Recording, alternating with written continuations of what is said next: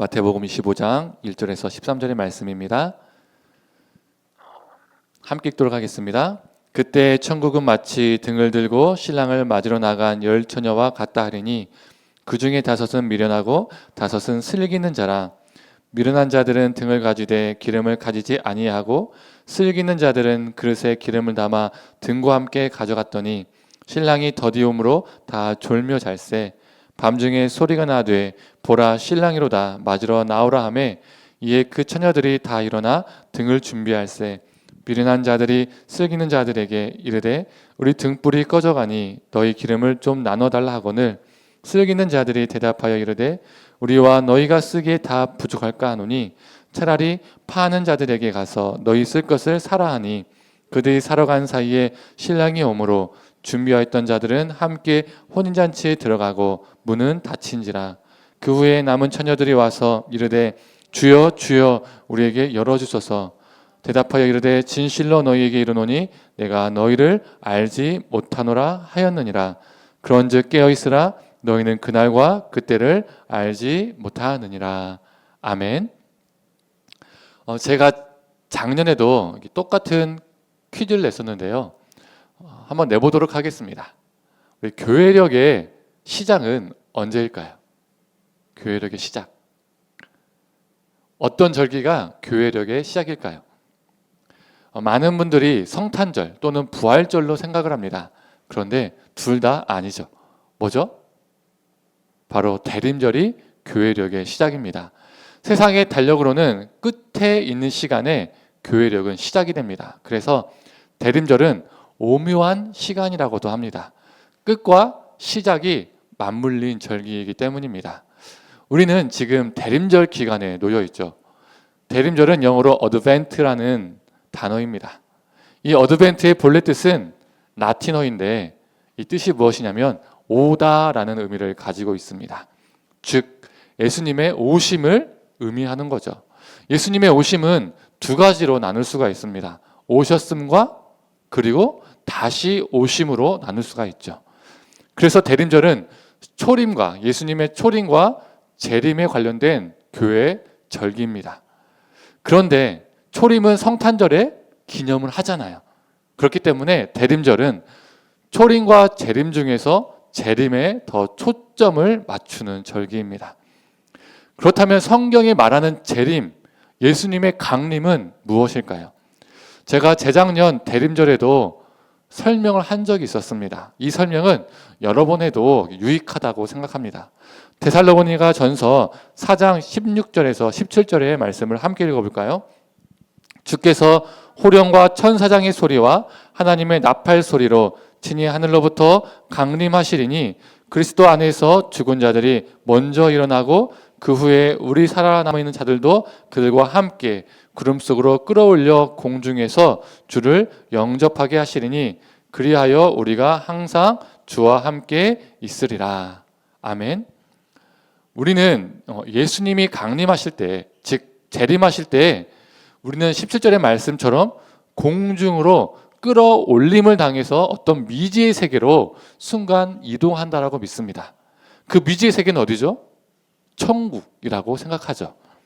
즉 이 세상은 재앙으로 파괴되었기 때문에 천국으로 장소를 이동한다라고 생각하는 겁니다. 그렇게 믿죠. 대부분 우리 그리스도인들이 이렇게 믿습니다.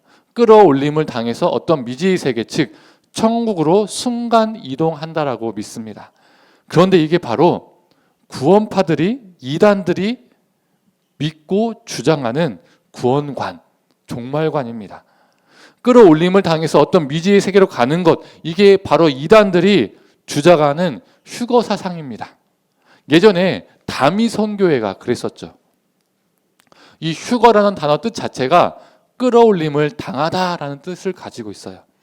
우리는 구원파들을 이단으로 규정하고 있는데 우리가 믿는 구원관과 종말관이 이단들이 믿고 있는 구원관과 종말관과 너무나 상당히 비슷합니다.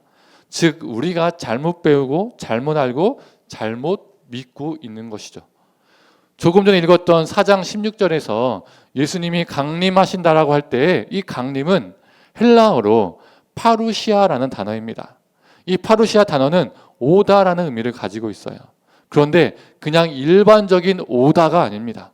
이 파루시아는 왕이나 황제가 자신이 다스리는 성읍이나 땅으로 방문할 때 사용하는 단어입니다. 즉 왕이신 우리 예수님께서 이 땅에 오신다는 거죠. 그렇다면 왕이 올 때 그 성읍과 땅에 사는 백성들은 어떻게 해야 합니까? 왕을 영접해야죠. 왕이 자기 성으로 온다는데 성 안에서 성주나 백성들이 가만히 있으면 말도 안 되죠. 나가서 왕을 영접하고 에스코트를 해야 합니다. 그래서 앞에 읽었던 4장 17절에서도 주를 영접한다라고 말하고 있죠. 여기서 영접이란 단어는 헬라어로 아판테시스라는 단어입니다. 그런데 이 아판테시스라는 단어도 그냥 영접한다, 그냥 맞이한다 이런 뜻이 아니에요. 내가 집 밖으로 나가지 않고 집 안에서 손님을 맞이할 수 있잖아요. 그렇죠? 내가 성읍 밖으로 나가지 않고 성읍 안에서 누군가를 영접할 수도 있습니다. 기다리면서. 그렇죠? 그런데 이 아판테시스는 이럴 때 쓰는 단어가 아닙니다. 이 아판테시스는 왕이 자기의 성읍을 왕이 자기의 땅을 방문할 때 그 왕의 행렬을 맞이하기 위해서 그 땅의 백성들이 성 밖으로 나가서 왕을 맞이할 때에 사용하는 단어예요.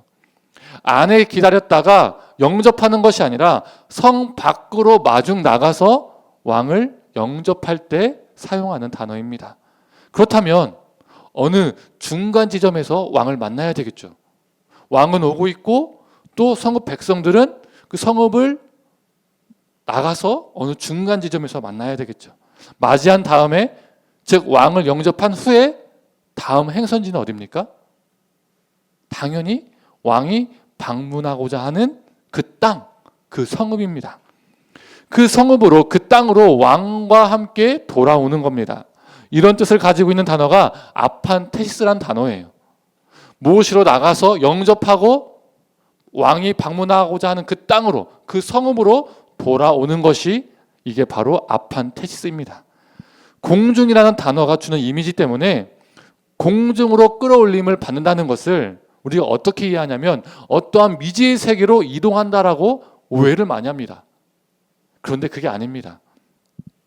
우리의 왕이신 예수님께서 이 땅에 강림하실 때, 즉 이 땅에 파루시아 하실 때에 성도들이 예수님을 마중하여 영접하는 장소가 공중이라는 거예요.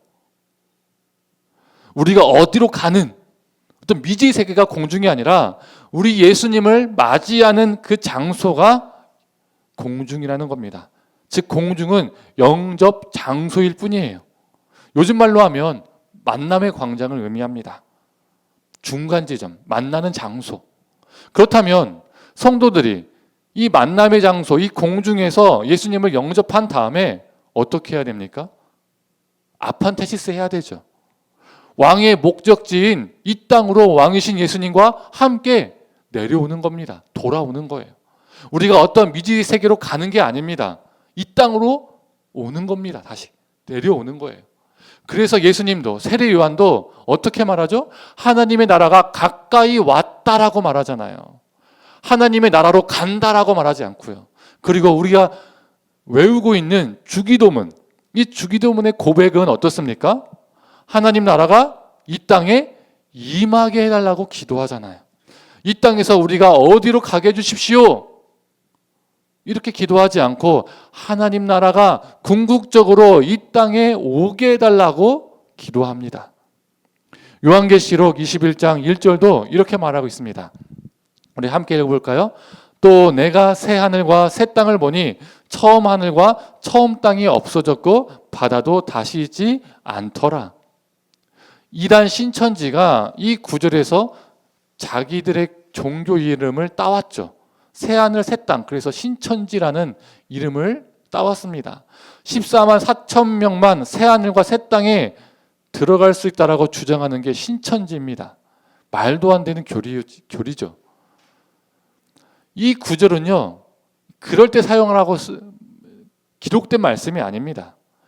예수님이 재림하실 때 우리가 미지의 세계로 순간 이동하는 것이 아니라 우리 주님 앞에 모든 악한 권세는 완전히 소멸되고 우리 주님께서 이 땅과 이 하늘을 새롭게 갱신하신다는 거예요.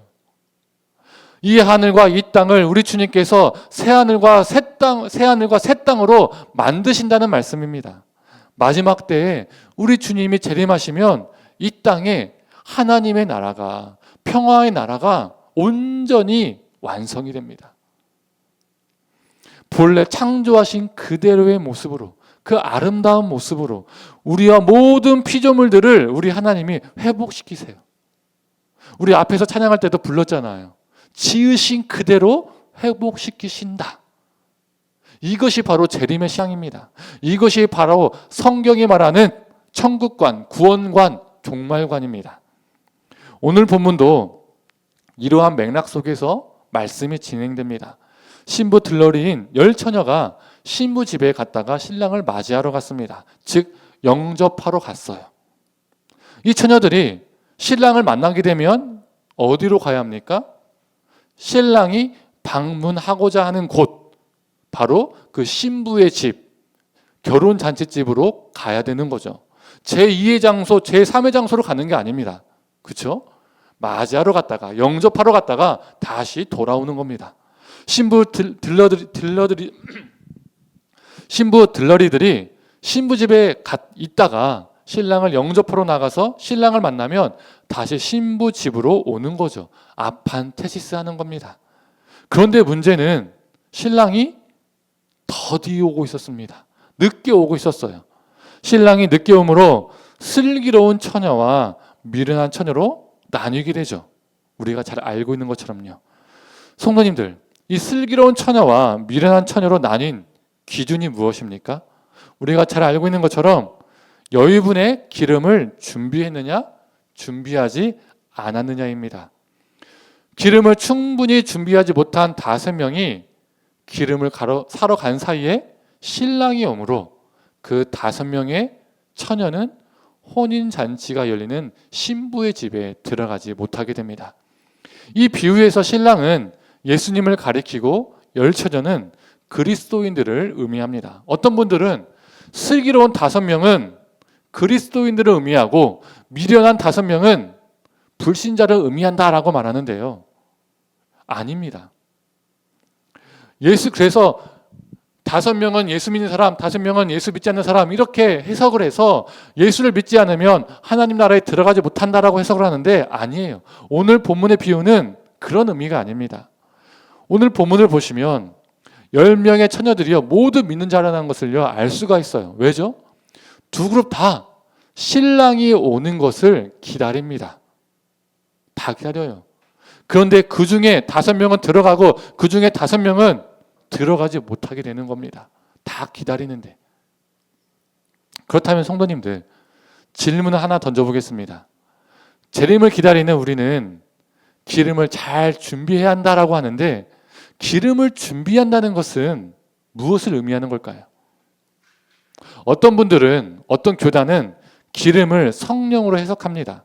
성령의 은사가 준비되어야 한다. 즉 성령의 은사를 가지고 있어야 한다라고 말합니다. 그래서 이전에 이 순복음 교단에서는 지금은 자제하는 것 같지만 예전에는 이 순복음 교단에서는 방언과 같은 성령의 은사가 없으면 그 사람은 성령을 아직 받지 못한 것이다라고 주장했었죠.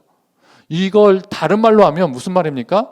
그가 성령을 아직 받지 못했다는 것은 아직 그가 예수를 진짜로 믿지 않는다는 거예요. 다 교회는 출석하지만 예수를 진짜 믿는 사람과 진짜로 믿지 않는 사람을 무엇으로 판가름하는 겁니까? 방언으로요. 방언. 이런 논리라면 방언을 못하신 분들은요 다 지옥에 갑니다. 천국 못 가요. 억지죠, 억지. 성도님들, 신랑을 기다리며 충분한 기름을 준비한다는 것은 무엇을 의미할까요? 이 의미를 제대로 파악하기 위해서는 마태복음의 핵심 주제인 그 핵심 포인트를 우리가 잘 파악해야 합니다. 이 마태, 마가, 누가, 요한 이 네 복음서가 다 같은 복음서 같지만 각자 독특한 특징이 있습니다. 강조점이 달라요. 오늘 본문인 마태복음은 무엇이 강조점이냐면, 무엇이 특징이냐면 말씀을 듣고 행하는 것을 계속해서 강조하는 복음서입니다. 이렇게 강조하는 곳이 여러 곳이 있는데요. 몇 곳만 읽어보도록 하겠습니다. 마태복음 5장 19절의 말씀입니다. 누구든지 이를 행하며 가르치는 자는 천국에서 크다 일컬음을 받으리라. 마태복음 7장 24절, 이 말을 듣고 행하는 자는 그 집을 반석 위에 지은 지혜로운 사람 같으리니. 마태복음 16장 27절, 인자가 아버지의 영광으로 그 천사들과 함께 오리니 그때에 각 사람이 행한 대로 갚으리라. 다 지금 무엇을 강조합니까? 말씀을 듣고 행하는 것을 강조하죠.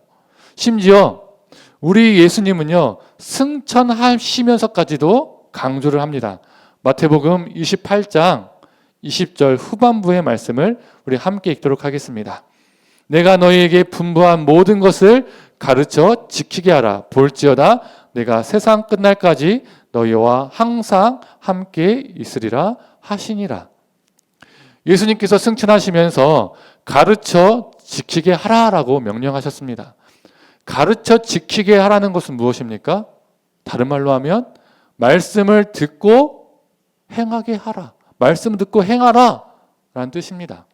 이처럼 마태복음은 말씀을 듣고 행하는 것을 반복적으로 강조합니다. 이것을 기억하면서 오늘 말씀을 계속 들었으면 좋겠습니다. 성도님들, 오늘 본문은 마태복음 25장입니다. 이 25장은 재림 비유장이라고 하죠. 열처녀 비유, 달란트 비유, 양과 염소 비유, 이 세 비유가 이 25장에 들어가 있는데 이 세 비유 모두 다 재림을 비유하고 있습니다. 이 세 비유에 공통점이 있어요. 대립되는 두 부류로 나눕니다. 예수님의 재림 때에 두 부류로 나뉘게 된다는 거예요. 오늘 본문 바로 뒤에 나오는 달란트 비유에서 2달란트와 5달란트 받은 종은 가서 장사를 했다고 말하고 있죠. 한번 자막을 보실까요? 16절의 말씀. 5달란트 받은 자는 바로 가서 그것으로 장사하여 또 5달란트를 남기고, 여기에서 장사라는 단어가요, 헬라어로 에르가조마이라는 단어입니다. 그런데요, 이 에르가조마이라는 단어가 실제로는요, 장사하다라는 뜻이 없어요. 이 단어는요, 장사하다라는 의미를요 전혀 갖고 있지 않습니다. 본래 뜻은 행하다, 노동하다라는 의미를 가지고 있습니다. 즉 주인에게 칭찬받은 두 종은 달란트를 받고 가서 행했다는 거예요.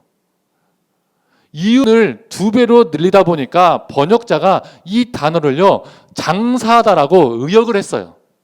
자기 생각이 들어간 거예요. 실제 이 단어는요 장사하다는 뜻이 없는데 장사하다라고 의역을 한 겁니다.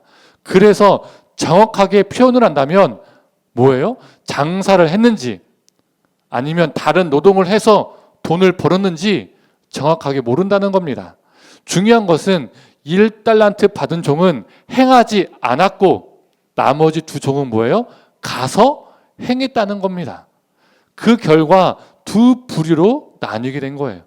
한쪽은 칭찬을 받고 한쪽은 내쫓김을 받았다는 겁니다.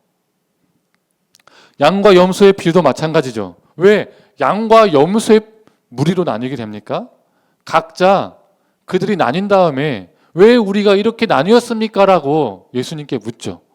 그때 예수님께서 어떻게 답하시죠? 작은 자에게 한 것이 나에게 한 것이다 라고 말씀하십니다. 여기서 한 것이랄 때 하다, 이 단어는요 헬라어로 에포이에사테라는 단어입니다. 그런데 이 단어의 뜻도요 행하다 라는 의미를 가지고 있어요. 양과 염소로 나뉘게 된 것도 행했느냐 행하지 않았느냐 이것에 있었습니다. 행함에 있었어요. 달란트 비유, 양과 염소 비유 둘 다 주님의 재림 때에 우리 주님께서 우리의 행함을 보시고 우리를 심판하신다라는 메시지를 던집니다. 그러면 같은 장에 있는 재림을 다루고 있는 이 뭐예요? 열처녀 비유도 같은 맥락이겠죠. 성도님들, 신약 성경에서 슬기로운 자와 미련한 자를 대립시키고 있는 성경은요, 마태복음밖에 없습니다. 슬기로운 단어의 헬라어 원어는 프로니모스이고 미련함의 헬라어는 모로스입니다. 그런데 마태복음에는 이 열처녀 비유 말고도 이 프로니모스와 모로스를 대립시키고 비유하는 비유가 또 있어요. 바로 반석과 모래 위에 지은 집의 비유입니다. 우리 한번 표를 보실까요? 표를 보시면서 제 말씀을 듣는 게 더 이해가 가실 겁니다. 이 두 비유는 너무나 흡사해서, 이 구조와 내용이 너무나 흡사해서 쌍둥이 비유와도 같습니다. 7장 24절에 이런 말씀이 있습니다. 그러므로 누구든지 나의 이 말을 듣고 행하는 자는 그 집을 반석 위에 지은 지혜로운 사람 같으니, 말씀을 듣고 행한 자는 지혜로운 사람과 같다라고 말하고 있습니다. 여기서 지혜로운 단어가요, 아까 전에 언급했던 헬라어 프로니모스라는 단어입니다. 우리 한글 성경에서는 이 프로니모스가 열처녀 비유에서는 슬기로운으로 번역되었고, 반석과 모래 비유에서는 지혜로운으로 다르게 번역되어서 다른 단어라고 생각하는데 동일한 단어입니다. 둘 다 프로니모스예요. 그리고 7장 26절에 말씀을 듣고 행하지 않은 자는 모래 위에 집을 지은 어리석은 자라고 말하고 있죠. 여기서 어리석은도 헬라어 모로스입니다. 모로스. 이 단어들도 한글로는 미련함과 어리석음으로 다르게 번역되어서 헬라어도 다른 단어인가 보다 생각하는데 헬라어로는 둘 다 동일해요. 둘 다 모로스예요. 모로스. 예수님께서 열처녀의 비유를 하시기 전에 이미 누가 슬기로운 자인지, 누가 미련한 자인지 반석과 모래라는 대립되는 비유를 통해서 이미 말씀하셨어요. 그리고 다시금 예수님이 열처녀 비유를 통해서 슬기로운 자와 미련한 자를요 또다시 대립시켜서 말씀하셨습니다. 그렇다면 이 예수님의 비유를 들었던 사람들은 자연스럽게 누가 미련한 자인지, 누가 슬기로운 자인지 연결이 되겠죠. 예수님이 이미 슬기롭고 미련한 것이 무엇인지 정체를 밝히셨기 때문입니다. 그렇다면 기름을 충분히 준비한 슬기로운 자는 누구입니까? 말씀을 듣고 행하는 자입니다. 기름을 제대로 준비하지 않은 미련한 자는 누구를 의미하는 거예요? 말씀을 듣고 행하지 않는 자를 의미합니다. 자연스럽게 달란트 비유와 양과 염소 비유와 자연스럽게 연결이 되죠. 행함, 말씀을 듣고 행함. 성도님들, 제가 앞에서도 이 두 비유가 쌍둥이 비유와 같다고 했었죠. 이 두 비유는요 또 다른 공통점이 있습니다. 그게 뭘까요? 미련한 다섯 처녀들이 잔치에 들어가지 못하니까 뭐라고 말합니까? 11절에 주여 주여 우리를 들어가게 열어주시옵소서 라고 주여 주여 외칩니다. 그러자 그 주인이 뭐라고 답합니까? 진실로 너에게 이르노니 내가 너희를 알지 못하노라 라고 말해요. 그런데 마태복음 7장에서도요 그대로 나옵니다. 22절에 주여 주여 우리가 주의 이름으로 선지자 노릇하며 주의 이름으로 귀신을 쫓아내며 주의 이름으로 권능을 행하지 아니하였습니까? 라고 말하니까 주님이 어떻게 대답합니까? 내가 너를 도무지 알지 못하니 불법을 행하는 자들아 내게서 떠나가라 라고 말씀하세요. 그 다음에 그 말을 하신 다음에 모래와 반석 위에 지은 집의 비유를 바로 하시는 거예요.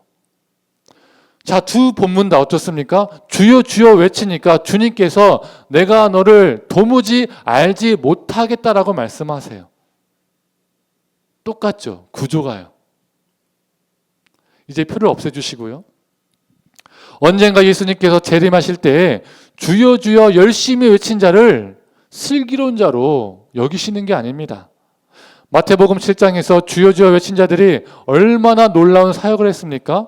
선지자 역할도 했습니다. 귀신도 내쫓았습니다. 많은 권능을 행했어요. 엄청난 사역을 했어요. 이거는요, 평범한 사역이 아닙니다. 비범한 사역이죠. 대단한 사역입니다. 누가 어떻게 선지자 역할도 하고요, 귀신을 내쫓습니까? 아무나 못하죠. 이러한 대단한 사역을 했으니까 본인들을 어떻게 생각하는 거예요? 나는 거룩한 사람, 난 신실한 사람, 난 천국을 따놓은 사람, 나는 하나님께 칭찬을 받겠지, 이런 생각을 하게 되겠죠. 그런데 천만의 말씀 만만의 콩떡이라는 거예요. 이렇게 엄청난 사역을, 이렇게 대단한 사역을 한 사람들에게 우리 예수님께서 뭐라고 말씀하신 거예요? 내가 너희를 도무지 알지 못하겠다라고 말씀하셨어요. 그리고 불법을 행하는 자들아 내게서 떠나가라 라고 말씀하세요. 여기서 불법을 행하는 자들에서 불법은 헬라어로 아노미아라는 단어입니다. 이 본래 뜻이요, 무엇이냐면요, 율법이 없는 이란 뜻입니다. 율법이 없는 자. 그러니까 불법을 행하는 자들의 본래 뜻은 율법이 없는 자란 뜻이에요. 즉 무엇입니까? 말씀이 없는 자들이라는 거예요. 말씀이 없는 자. 주여 주여 외쳐댔지만 수많은 사역을 했지만 그들의 실제 삶에는 하나님의 말씀이 없었습니다.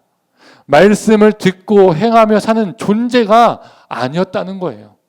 우리는요, 사역과 존재를요 동일시할 때가 많이 있습니다. 교회 안팎에서, 특히 교회 안에서 많은 사역을 하거나 대단한 사역을 하면 신실한 존재로 봅니다. 그렇게 주변에서 칭찬해 주고요, 그렇게 스스로 여기기도 해요.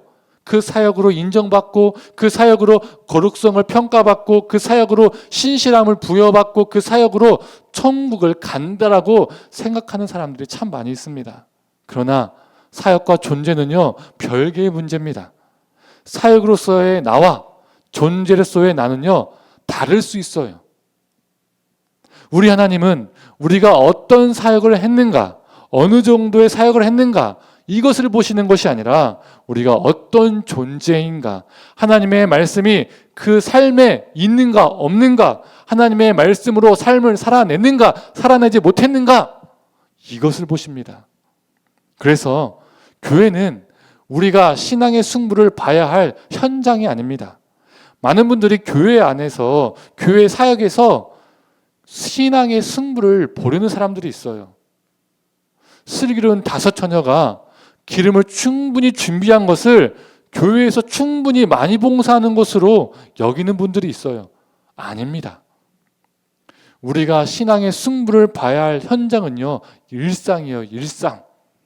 우리가 들었던 하나님의 말씀을 일상에서 삶으로 행하며 살아가는 게 중요합니다. 예수님의 재림 때에 우리 주님께서 교회에서 봉사, 사역 얼마나 많이 했는가, 그것을 보시고 판단하는 것이 아니라 우리가 말씀을 듣고 행하는 삶, 즉 말씀의 순종의 삶을 보신다는 것을 우리는 잊지 말아야 합니다. 성도님들, 저와 성도님들 모두 예수님의 재림을 소망하며 우리의 존재를 다해서 하나님의 말씀을 듣고 행하는 슬기로운 자가 되기를 간절히 소망합니다. 이제 말씀을 정리하겠습니다. 그렇다면 말씀을 듣고 행하는 삶은 구체적으로 어떻게 드러나야 할까요? 같은 마태복음 25장에서 기록되어 있는 재림 비유 중에서 우리가 잘 알고 있는 양과 염소의 비유가 우리에게 말해주고 있습니다. 주님께서 양과 염소의 무리로 나누십니다. 양의 무리 속에 속한 자들은 줄인 자를 먹이고 목마른 자를 마시게 하며 나그네를 영접하고 헐벗은 자를 입히고 병든 자들을 돌보았습니다. 일상에서 자신의 것을 내어주며 살았습니다. 주님께서 그들 향해서 작은 자 하나에게 한 것이 나에게 한 것이다 라고 말씀하셨습니다. 칭찬해 주셨죠. 한편 염소의 무리는 줄인 자를 먹이지 않고 목마른 자를 마시게 하지 않고 나그네를 영접하지 않고 헐벗은 자, 병든 자들을 외면하고 돌보지 않았습니다. 그들은 자신의 일상을 어느 누구에게도 내어주지 않았습니다. 아마도 그들은 성전에 가서 예배는 열심히 드렸을 거예요. 헌금은 열심히 냈을 거예요. 수많은 종교 행위를 하면 하나님이 좋아하신다라고 그렇게 믿었을 겁니다. 그게 믿음이라고 생각했을 겁니다. 그러나 주님은 그러한 그들에게 지극히 작은 자 하나에게 하지 않은 것이 나에게 하지 않은 것이다라고 책망하셨습니다. 성도님들, 재림의 때에, 하나님의 심판 때에 우리는 아무것도 가져갈 수 없습니다. 공술의 공수고라는 말처럼 빈손으로 왔으니 하나님 앞에 서게 될 때에 돈도 명예도 성공도 그 어느 것도 우리는 가져갈 수 없습니다. 가지고 갈 수 없는 것들을 더 가지려고 발버둥 치는 삶을 살기보다는 우리가 가지고 있는 것을 이웃을 더 사랑하고 이 땅에 연약한 자들 돌보는데 사용하는 재림의 신앙인들이 되기를 간절히 소망합니다. 이것이 성경이 말하고 있는 가르침이고 말씀에 순종하는 삶입니다. 우리 모두 마지막 때에 미련한 처녀, 염소의 무리가 되는 것이 아니라 슬기로운 처녀, 양의 무리가 되기를 간절히 소망합니다. 마라나타, 주 예수여 어서 오시옵소서. 이 시간 찬양하고 기도하도록 하겠습니다.